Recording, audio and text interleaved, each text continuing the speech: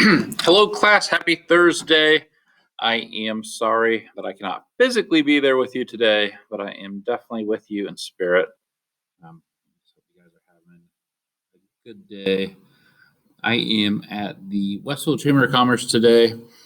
We have a club here at the high school called the Shark Tank Club, and their goal is to create new products and try to get those products launched and a business started while they're in high school. So we have 8 awesome students who are presenting today for a chance to win $1,000 to put towards their business. So it's kind of a cool thing. So if you are ever interested in entrepreneurship, or you have this product or service that you just know can make money right now, this is an awesome club to get involved in. Even if you don't have an idea, just working with other students and seeing how you can advance your own business skills.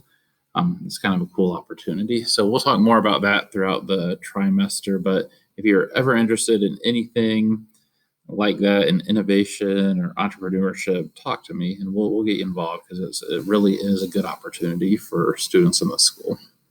But today I figured I would go ahead and make a video for you guys. That way the substitute doesn't have to talk about economic systems and all of that fun stuff that is around that. So what I want you guys to do right now is just think about, like, what is economy? Like, when you hear economics or you hear economy, what comes to mind? A lot of people will say business. A lot of people will say buying and selling things, right? And that's all kind of right. Economics is just the study of how you guys or groups of people strive to satisfy their needs and wants by making choices. So it basically comes down to what you need, what you want, and what companies are out there that have those things, right? So as a business owner, as a decision maker, you kind of have to answer 3 questions, all that revolve around economics. So the basic question for any business is, what are you going to produce, right? What product are you going to have? What service are you going to provide? What is it that you're selling? The second question is, how are you going to produce it, right? How are you going to make this item? How are you going to get this product or service out to the people? And another important question is, who are you going to produce it for, right? Who's your target market? Who are your clients? Those are the 3 main questions revolved around economics.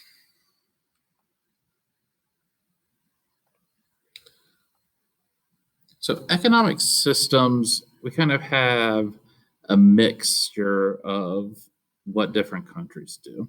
So on one side, you have a market economy, which is solely based on people in the marketplace buying and selling goods. It's kind of called capitalism, right? Where companies are free to make whatever they want, and they survive off people coming in and buying their goods and services. In a pure market economy, there is no government control, right? The government has no say in business. They have their hands completely out of the pot. Business drives everything. On the other end of that spectrum, you have a command economy. So a lot of you guys have heard socialism and communism. I know it's always thrown out around election time on both sides, but the U.S. is neither a socialist or communist country. But what those countries are, they're like almost a dictatorship, right? Their government controls everything. So in a command economy, the government literally is controlling everything, right? They say how much is going to produce. They are going to say what's being produced. They're going to say who can buy it, how much you can buy. They control all aspects of business. In the U.S., we are what is considered a mixed economy. All right. And this is how most countries in the world are. So we kind of are a mixture between free market, right? So companies are deciding what they want to do, what they want to produce. But the government has a little bit of control in that too, right? To make sure that a company isn't getting too big where prices are going to go outrageous. You really see this for like healthcare and now kind of with tech, they're focusing more on that too, right? So the government definitely has more control, but overall, we're a capitalist country. Businesses are going to decide what we need and try to hash it out and make as much money as they can. So when you look at this chart, it kind of shows you where we're at compared to other countries around the world. So over here, we have a pure free market, pure competition, right? We're kind of in the middle, but we lean more towards the free market, right? So the United States and Japan, we really focus on individuals creating companies and trying to make money. When you go over to the more communist side, you look at North Korea, right? The North Korean government controls pretty much all aspects of what people can buy, what's being sold. The government has their hand in that and controls everything. China used to be pure communist too, right? The Chinese government used to control what everyone can buy, what's being sold, how they're going to sell it. They're really focusing more now on almost capitalism, right? Because they saw that this wasn't working in their country, that their economy was failing. So now they're still on a smaller scale, letting companies kind of start on their own, trying to make money and fighting each other like we do in our country.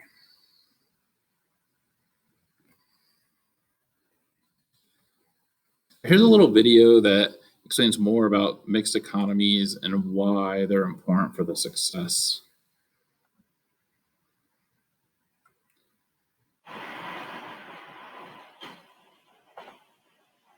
Yesterday in class, there was several studies about America's economic system. I think we were sure about what Sarah United States Sarah not. Two other economic examples are market economy. In a market economy, a larger role for the national government. The economy is run by consumers. In a plain economy, often called the government controls all the economic He replied, okay, that makes sense. But what about Sarah, can you tell me that kind of thing? A mixed economy, where private companies and government where the controls on talent and we learned what market economies are. Let's just cover this economic side. Market economy.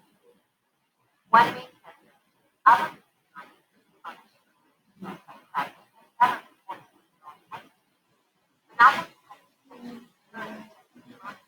the government controls the economy. For the economy, the government controls some parts, not all. For example, the government controls healthcare and welfare. Less specific example one. The U.S. controls private and government controls. Sometimes the government gets involved in health economy. Two examples of government left are welfare and economic. Each provide financial assistance for there are many types of welfare programs, housing healthcare, which are taken from funds that by the government also gets involved in private and government-owned entities must follow these rules. France also economic the government has involved the working hours are 35 hours which have been mandated by the government. There are, of course, exceptions, such as one-to-one. Like the U.S., France has a lot of welfare programs and unemployment home. Maternity France covers both sides of welfare. The U.S. is an example of management economy that the government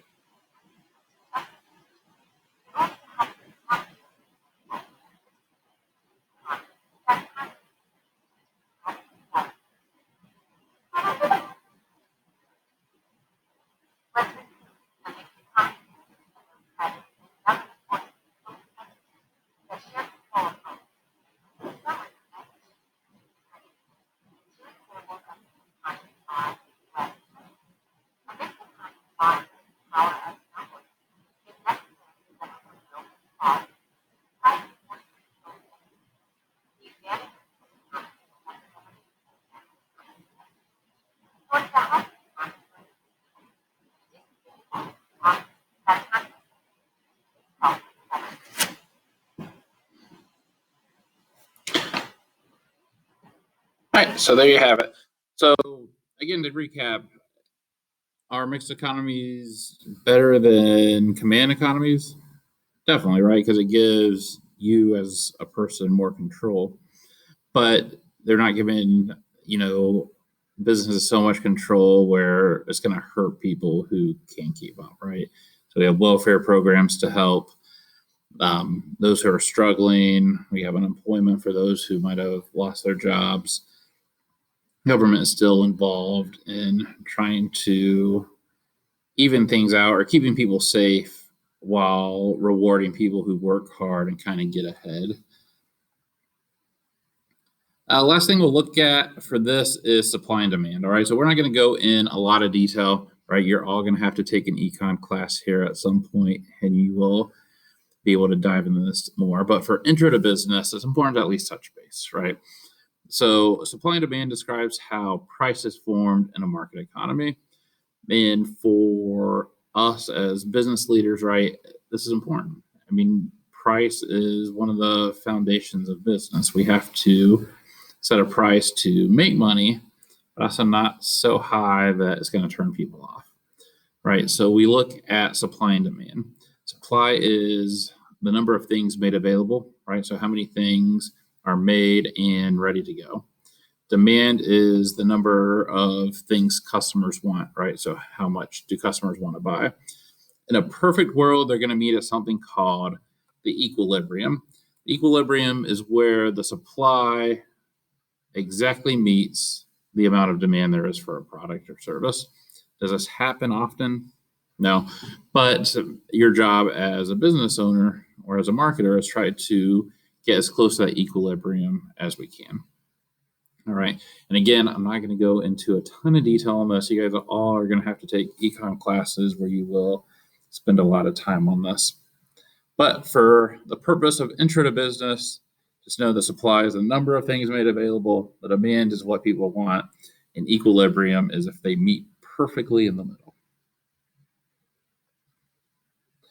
All right, last thing we are going to look at is the Lemonade Stand game. So you guys are going to be able to play that right now. So if you go to your Canvas page, you're going to see Lemonade Stand activity. Let's click on it and see what it's all about. So this is kind of a fun game. Some of you guys might have played this or something similar to this in the past. So what you're going to do is you're going to go to this website, Cool Math Games. It's going to pull up a game called the Lemonade Stand. I'm not going to lie, sometimes this website is not like the most user-friendly to actually get into the game.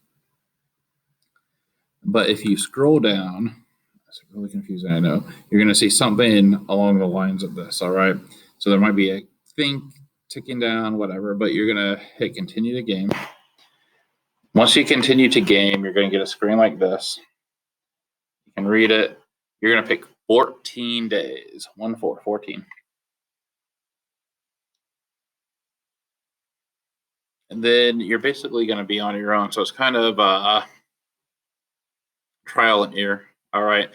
So as you go through the first few days, you're going to start noticing what's working, right? Do you need to buy more cups? Are you running out of supply? Is the demand too high? Is your ingredients off, right? Are people saying it's too sweet or too bitter? You need to adjust what is lemons and sugar. On hot days, right? There's a weather forecast down here. You probably want more ice cubes, right? Because it's going to be hotter. On cold days, probably not, right? You might even lower the number of cups you buy for those days because are people going to want to buy lemonade on a cold day? Probably not as much as they would on a hot day, right? So you are going to do all this. You have a sheet to fill out as well, all right? Just so you know, you are not getting graded on how well you do in this game. Some of you are going to like strike gold at the beginning and make a lot of money. Some of you guys are just going to struggle the whole time and lose money, and that's perfectly fine. But I want you to kind of see from a business standpoint what thought process has to go into buying and selling goods, all right? So you'll start the game. As you do that, you can go to this Google Sheet. You'll probably have to make a copy right under your name. You will just fill out how much you did for each day, and then down here, your profit, all right? So again, how many cups did you choose? How many lemons did you buy? Ice cubes, sugar, what was your price? And then your profit. And you'll do that for the whole 14 days. After you do that, just type in something brief on what you learned about it. It should be an easy 5 points. All right, and that is all I have today. So get working on the lemonade stand. Make sure your notes are up to date. And that is it. I will see you guys Tuesday next week. I hope you have great weekends. And if you need anything, shoot me a reminder, shoot me a Canvas message, and we'll get you taken care of.